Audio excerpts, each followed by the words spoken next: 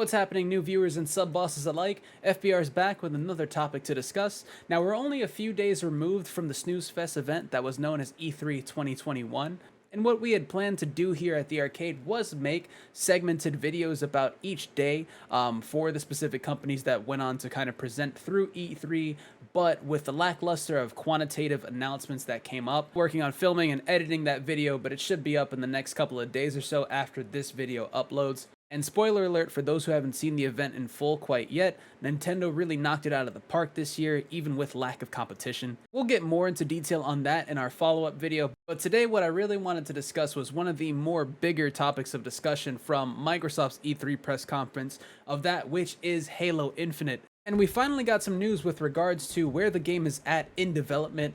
We know some good bits of information, like the campaign is supposed to be set in the open world. I believe the game is coming out later this year too as well, during the holiday season. And the multiplayer itself is actually going to be segmented and free to play for the public outside of Halo's main campaign. Now that's what I really wanted to dive into today. After the Microsoft press conference, I believe the next day, 343 Studios did put out or release a multiplayer overview that really dives into what to expect when dropping into Halo Infinite with regards to the pacing, some of the mechanics, and what to expect overall for the game's content cycle throughout when it drops. And since the multiplayer is going to be free to play, that does raise a lot of red flags for some community members with regards to monetization for the game. Where is it going to exist, and how much of a paywall is it going to be to either make our Spartans look really awesome or unlock cool skins that maybe could have been found within the game instead of having to go through a microtransaction loop or potentially a battle pass for it. So with that, we haven't seen the video yet here over at the arcade, so I wanted to load up the video and share it with you guys,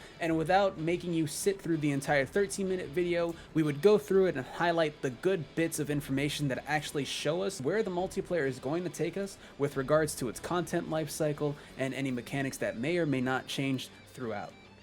Alright, so we got our water ready, we're all lubed up. Let's go ahead and load up this video, see where it takes us. Hopefully this is playing just fine for you guys. Hopefully the sound doesn't come through my mic. That's always a problem. I need to do some housekeeping. Halo Infinite's multiplayer. Well, what is Halo multiplayer? And for me, it boils down to this tight arena-style combat and big team battle, this wide-open, vehicle-infused kind of combat. We're taking that awesome legacy or classic Halo combat experience and modernizing it in ways that'll feel fresh to old players and really exciting to new players. So they're starting out with big team battle. We're gonna give you great ways to customize your Spartan, really make your super soldier your own, and we're kicking off a journey, an experience that's gonna evolve month to month, season to season, year after year.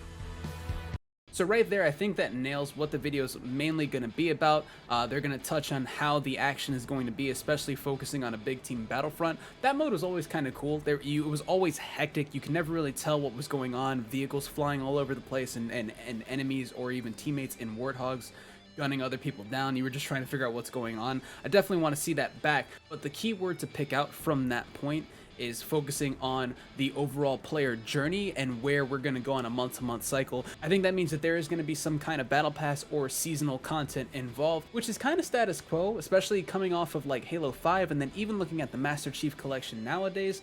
They have a season's pass worth of content in there. Now, I've jumped in to play the Master Chief Collection, and I only have the first tier of gear and pieces to unlock. I don't know how to even get the second or third tier above. Maybe you just got to play the game a lot. You can definitely get the idea of where they were going. You would get tokens to unlock, and that would allow you to go between the different battle passes that existed already in the Master Chief Collection and unlock different pieces. So I wonder if they're going to continue that with this game like they did in the Master Chief Collection, where old seasons don't necessarily go away. Nice, we got the gravity hammer, brute hammer to make sure that you swing yourself to the other side of a map to back cap a I like that grappling hook. So the grappling hook was shown the first time we saw the gameplay overview from the campaign back, I think last year, if I'm not mistaken. But I like the way it's going to be incorporated in the multiplayer instead of using like jetpacks like the olden Call of Duty Advanced Warfare days, and even maybe the jet boost that existed in Halo 5 and 4, if I'm not mistaken. I like the grappling hook that kind of grounds it a little bit more. I think that's going to be a good way to push the pace of the action. on a level playing field without the overuse of thrusters, dashing left, right, forward, and backward, and all that other kinds of like crazy nonsense. You get a grappling hook, you better choose where you're swinging and tactically land where you need to, or else you're caught out there. We saw it as like another avenue of not just skill expression, but tactics for teams to coordinate around. The exciting combinatory nature of, you know, this toy plus this toy and how those interact with objectives is super amazing. Looking at how the power-ups play, like your God damn, that quad kill. For this title, what we're looking I like at, that what you we're can use the excited grappling for hook too to is pick up that equipment. Vehicles are no longer just spawning at bases anymore. We have Pelicans delivering them, and we have a commander in your ear telling you that Pelicans are going to be dropping off these vehicles. Whoa, so we're getting We care have packages? Halo 2 style Delta Halo mission weapon pods that fall from the sky to resupply the field. That's where it makes it feel like a real battlefield, and it's very exciting. This is not just more players, this is just this certain beautiful slice of sci-fi chaos. So that's going to be pretty interesting. So throughout the game mode, and I wonder which game modes that's going to tie to, but there's going to be power weapons that drop. So instead of waiting on weapons to respawn in their normal points like you would in the past Halo games, it seems like we're going to have that element there, but then also throughout more of the bigger power weapons like, you know, the fuel rod cannons, the Spartan laser, maybe even some energy swords are going to be sent in from the Pelicans themselves that help change the dynamic of the game. So even if one team is getting completely blown out without the use of power weapons, or maybe with the use of power weapons, the other enemy team is just maybe that much more ahead of them, there will definitely be an element where those Pelican drops now change how the gameplay is on the map itself. So that way you're not just holding the key points, but now there's a skirmish in the middle of the map where more people can get involved. And I think it'll really do away with a lot of the campiness that might be involved in these modes. What if we can let players choose their own AI, and each one of those are different voices? What? So that players can find the one that fits their personality. So we and can their change our weakness. Cortanas? They add to the sense of like me as a Spartan being more important, and for us in multiplayer it is really about becoming a Spartan. Your Spartan. You are you inside of the Halo universe. The body of customization That's pretty cool. I wonder if there's going to be a way that we can unlock different voices throughout. For those of you who managed to get to a certain point in Cyberpunk, it's very important to us that everyone understands exactly how they unlock customization content, and we have a variety of places where they can do that. First off is the Battle Pass. The Halo Battle Pass Here we will go. never be taken away from you. And what I mean by that is Nice. once you buy it, it's yours and does not expire. In future seasons, We have you to can buy it, purchase though. old battle passes as well as the current battle pass and choose which battle pass to put your progression towards. All of these rewards are single source, so you're never going to be confused about where things come from. If you can unlock something in the Battle Pass, we're not going to let any other players circumvent that by purchasing it out of the storefront. A lot of our stuff is Okay. unlocked through So playing the unique game battle and pass only content. through playing the game. All customization is just cosmetic.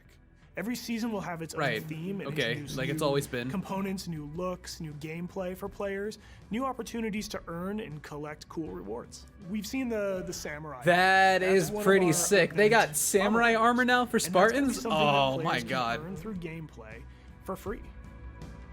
That's like always the go-to for any game with customization. There's always like some samurai element that gets ported in, but we really got to talk about that. The battle pass is going to exist perpetually. There is no, it disappears and you'll never be able to unlock those skins that you tried to work so hard for, but you have that 9-to-5 job that requires you to work 80 hours. You don't really have too much time to get in sometimes. So we'll always be able to put progression towards a battle pass, no matter which one we buy. However, you have to buy the battle pass, which is one thing, and then you also have to just assign your progression to either or. So you can't simultaneously, let's say, work on battle pass season 1 and then also work at season 3 at the same time. You have to really choose from that battle pass which one you want to burn through. It looks like you're going to go through level 1 through 100, but at this point you're not going to be gypped out of your money. You have the ability to still unlock all of the content that exists within and know that that content's not going to be rehashed or reskinned. Looking at you, Warzone,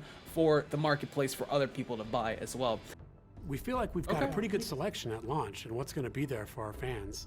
And this isn't going to be something that is just a static set of items. We have some new stuff in the I will say, especially looking at everything we've seen so far in this video, and I know it's about to wrap up, the map design looks a lot better than the Halo 5 maps. A lot of the maps on Halo 5 don't really feel that special, but looking at what's being presented here in Infinite, there definitely seems like there's a lot of love put into these maps and the way they were thought out. So we'll definitely see how they look like at launch, but that's something I'm interested to see how we, the players, leverage it with the mechanics that are involved already, like the grappling hook and just all the, you know, different weapons that are coming out, but then also what we start to see from Forge maps and if they start to get involved in the playlist cycles like I think they used to be.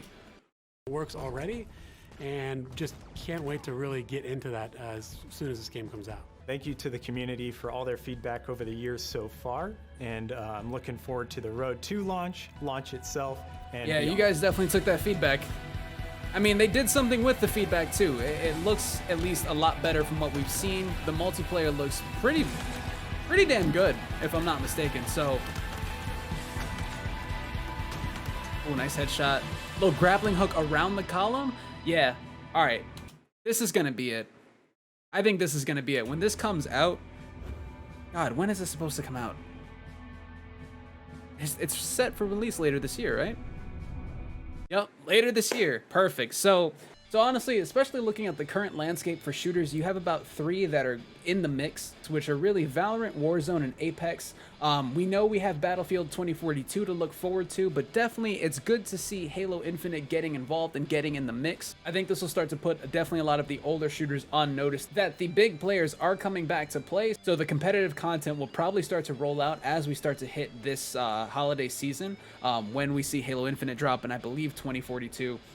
So with that, I'll leave it back to you sub bosses and new viewers alike. If you like the vibes in this video, go ahead and share it with your friends and like the video as well. But also, comment down below what you guys are feeling about Halo Infinite from what we've at least covered here.